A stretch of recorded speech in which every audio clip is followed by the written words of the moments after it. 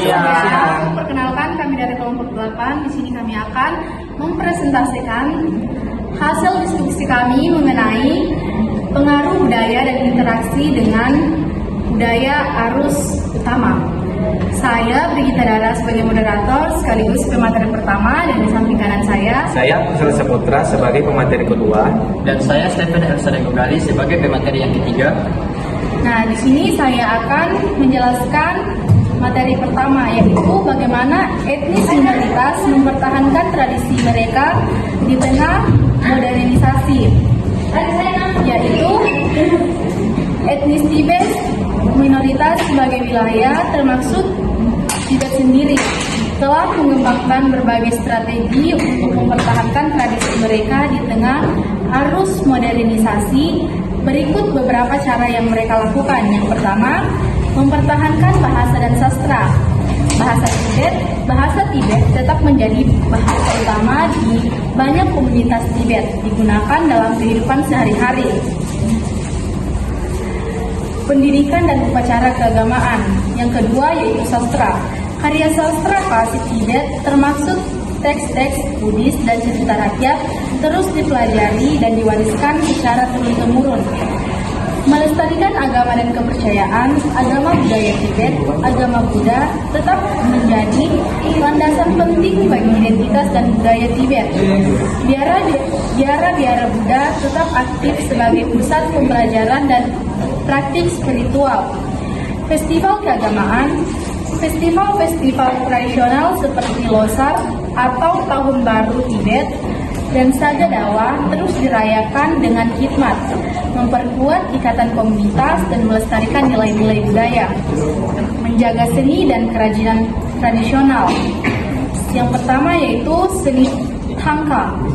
Seni lukis tangka atau biasa disebut lukisan religius pada kain tetap dipraktikkan dan dihargai sebagai bentuk ekspresi spiritual dan arsitistik. Kerajinan tangan. Kerajinan tradisional seperti tenun, pembuatan perhiasan perak, dan ukiran kayu terus dilestarikan dan dipromosikan sebagai bagian penting dari warisan budaya Tibet. Yang keempat yaitu menurunkan musik dan tarian tradisional. Poin pertamanya yaitu musik Tibet. Musik tradisional Tibet dengan alat musik ciri khas seperti drayen atau biasa disebut dengan kecapi berleher panjang terus dimainkan dalam berbagai acara dan upacara. Poin kedua yaitu tarian Tibet. Tarian tradisional Tibet seringkali bernuansa religius atau menceritakan kisah-kisah epik terus dipentaskan dan diajarkan kepada generasi muda. Yang kelima yaitu mempertahankan sistem pengobatan tradisional. Yang pertamanya yaitu pengobatan Tibet. Sistem pengobatan tradisional Tibet yang menggabungkan penggunaan herbal, akupuntur, dan praktik-praktik spiritual tetap populer dan dipraktikkan secara luas. Yang keenam yaitu memanfaatkan teknologi modern. Poin pertamanya yaitu media sosial. Media sosial digunakan untuk menghubungkan komunitas Tibet yang tersebar di berbagai wilayah, berbagai informasi tentang budaya dan tradisi Tibet, dan menggalang dukungan untuk melestarikan budaya. Poin keduanya yaitu platform digital. Platform digital digunakan untuk mendokumentasikan, mengarsipkan, dan menyebarkan pengetahuan tentang bahasa, sastra, musik, dan seni Tibet. Yang ketujuh adalah pendidikan dan kesadaran budaya. Poin pertamanya yaitu sekolah berbasis komunitas. Yang dimaksud adalah sekolah-sekolah berbasis komunitas di Tibet dan mengasingkan mengajarkan bahasa Tibet, sejarah, dan budaya kepada generasi muda. Poin keduanya yaitu organisasi budaya. Organisasi-organisasi budaya Tibet di berbagai negara menyelenggarakan program-program pendidikan dan kegiatan budaya untuk meningkatkan kesadaran dan apresiasi terhadap warisan budaya Tibet. Meskipun modernisasi membawa tantangan bagi pelestarian budaya tradisional, etnis Tibet minoritas telah menunjukkan ketahanan dan kreativitas dalam menjaga warisan budaya mereka tetap hidup.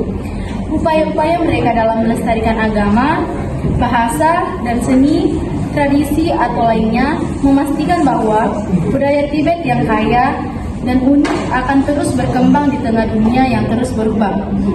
Inilah presentasi materi pertama dari saya. Selanjutnya akan dijelaskan oleh teman saya untuk materi yang kedua. Baik, saya akan menjelaskan materi kedua, yaitu pengaruh budaya etnis minoritas Tionghoa terhadap seni, kuliner, musik, dan agama di Indonesia. Pengaruh pada kuliner. Akulturasi yang mendalam. Proses akulturasi antara kuliner Tionghoa dan lokal tidak hanya sebatas perpaduan rasa. Banyak hidangan Tionghoa yang diadaptasi dengan menggunakan bahan-bahan lokal, menghasilkan variasi yang unik di setiap daerah. Misalnya, bakmi godok di Jawa Tengah yang menggunakan santan, atau kue tiaw siram yang disajikan dengan talk show di Medan. Peran dalam perdagangan. Etnis Tionghoa yang banyak berdagang membawa serta bahan-bahan makanan yang belum dikenal di Indonesia. Ini memperkaya pilihan bahan baku dan membuka peluang untuk menciptakan hidangan baru. Pembentukan pusat kuliner. Di banyak kota di Indonesia, terutama di kota-kota besar, terdapat kawasan pecinan yang menjadi pusat kuliner Tionghoa. Kawasan ini tidak hanya menyajikan hidangan tradisional, tetapi juga menjadi tempat inovasi kuliner yang terus berkembang. Pengaruh pada musik. Peran dalam pertunjukan. Musik Tionghoa sering kali menjadi bagian dari pertunjukan tradisional seperti barongsai dan tarian naga. Musik ini juga digunakan dalam upacara keagamaan dan perayaan-perayaan tertentu. Pengaruh pada musik lokal. Unsur-unsur musik Tionghoa seperti melodi, harmoni, dan ritme telah meresap ke dalam musik tradisional beberapa daerah di Indonesia, terutama di daerah yang memiliki komunitas Tionghoa yang besar. Perkembangan musik modern. Musik Tionghoa modern seperti pop and rock generasi muda Indonesia. Banyak penyanyi Indonesia yang mengcover lagu-lagu Mandarin atau bahkan menciptakan lagu dengan lirik berbahasa Mandarin. Pengaruh pada agama. Toleransi beragama. Keberagaman agama di Indonesia, termasuk agama-agama yang dibawa oleh etnis Tionghoa, telah membentuk masyarakat yang menjunjung tinggi toleransi, nilai-nilai moral. Ajaran-ajaran agama Tionghoa seperti Konfusianisme dan Taoisme menekankan pentingnya nilai-nilai moral seperti kejujuran, kesetiaan, dan hormat kepada orang tua. Nilai-nilai ini telah menjadi bagian dari nilai-nilai luhur masyarakat Indonesia. Arsitektur sakral. Kuil-kuil Tionghoa tidak hanya berfungsi sebagai tempat ibadah, tetapi juga menjadi pusat kegiatan sosial dan budaya masyarakat Tionghoa. Arsitektur kuil-kuil ini seringkali menjadi daya tarik wisata dan bagian dari warisan budaya Indonesia. Pengaruh pada seni rupa. Lukisan, kaligrafi, dan ukiran Tionghoa telah memperkaya khazanah seni rupa Indonesia. Motif-motif Tionghoa seperti naga, onyx, dan bunga teratai seringkali ditemukan dalam karya seni Indonesia. Seni pertunjukan. Selain musik, seni pertunjukan Tionghoa seperti tari tradisional dan opera juga telah memberikan kontribusi pada perkembangan seni pertunjukan di Indonesia. Sekian, terima kasih. Itulah tadi materi kedua. Baik, saya akan sarankan ke pemateri ketiga. Baik, sebagai pemateri yang ketiga, saya akan menjelaskan tantangan yang dihadapi oleh etnis tersebut dalam mempertahankan identitas mereka.